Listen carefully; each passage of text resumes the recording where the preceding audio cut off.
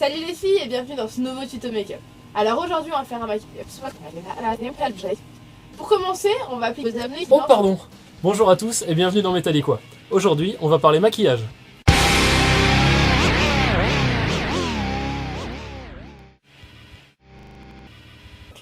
Un des ancêtres de cette pratique est Arthur Brown, ce monsieur, au demeurant charmant, qui occupe le poste de chanteur.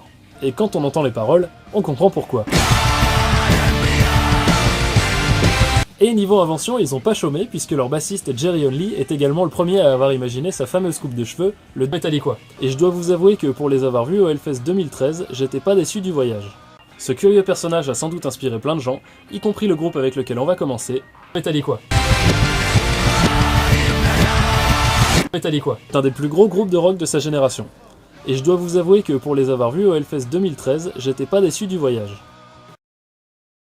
Il créa ensuite son propre groupe avec le guitariste et le bassiste de Metal et quoi.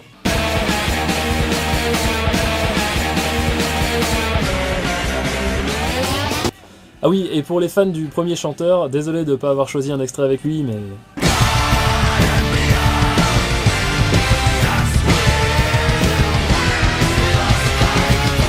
Parmi les premiers à se peinturlurer la tronche, il y avait aussi le fameux groupe de punk Metal et quoi. Ce serait vraiment pas mon genre. Et je dois vous avouer que pour les avoir vus au Hellfest 2013... Le groupe est néanmoins très apprécié et a même été une des inspirations du groupe dont je vais vous parler maintenant. Metal et quoi.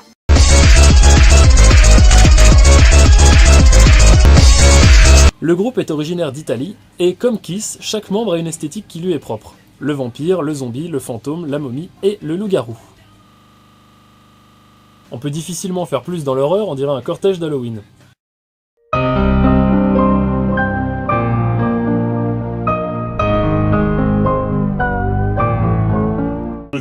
C'est un groupe très curieux, car bien que formé en 2008, leur musique se rapproche beaucoup du heavy rock des années 70.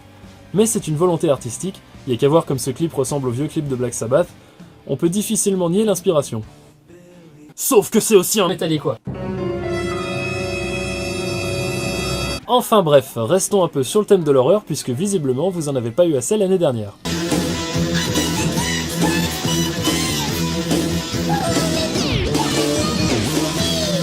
Et ça nous fait une parfaite transition pour la suite de l'épisode, puisqu'on va parler un peu de Black Metal et quoi.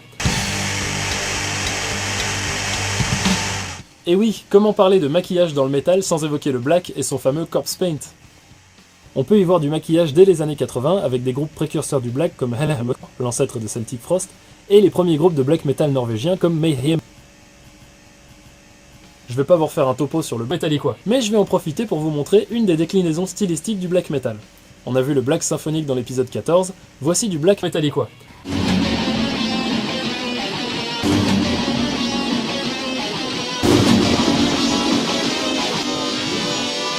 Le black, c'est probablement le style de métal dans lequel la pratique du maquillage facial est la plus répandue, le but étant et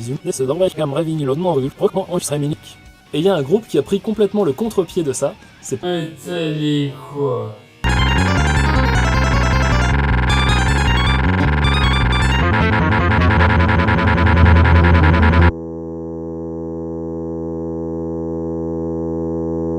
Enfin bon, tout ça c'est un peu tristounet quand même, hein. Toujours du noir et du blanc comme ça. Si on mettait un peu de couleur, ça tombe bien, j'ai un groupe parfait pour ça, et c'est un groupe français en plus.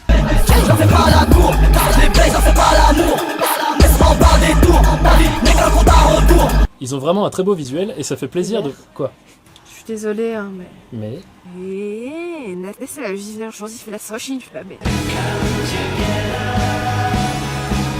Oh non, c'est pas vrai.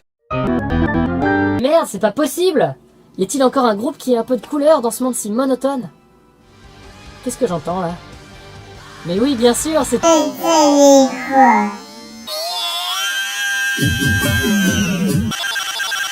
Tout de rouge et de noir maquillé, ces Finlandais nous racontent pas mal d'histoires sur les Vikings, et notamment la garde varangienne. T'aurais pas un ou deux trucs à nous apprendre là-dessus, Ben?